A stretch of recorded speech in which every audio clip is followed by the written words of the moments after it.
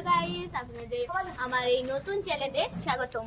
আর আমার নতুন চ্যানেলে আপনারা অবশ্যই লাইক কমেন্ট শেয়ার আর সাবস্ক্রাইব করে দেবেন।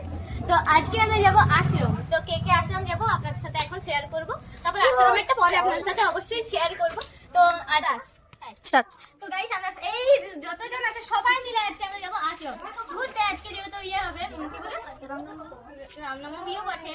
আর তো সবাই চলো হাই করো, হাই। তো গাইস এই পরে আপনাদের সাথে আশ্রমে একদমই দেখা হবে। তো আজকের মতন টাটা। তো হাই গাইস, আমরা আশ্রম চলে এসেছি। তোমার সাথে মানে আমরা যতজনকে বলেছিলাম যে আশ্রম আসবো, মানে তারা আলাদা এসেছে, আমরা আলাদা এসেছি। তো তোমাদের সাথে চলো দেখাই আশ্রমটা কেমন, ঠিক আছে? চলো দেখাই। আর যদি ভালো লাগে লাইক কমেন্ট শেয়ার করতে ভুলবেন না। তো চলো দেখাই। তো গাইস এটি হলো আমাদের আশ্রম। জীবন চর্চার প্রতি নিয়ামক যে আত্মবাণীর মহা উপদেশ তদীয় শ্রীকণ্ঠে সঙ্গবাণীর উদ্ধৃত।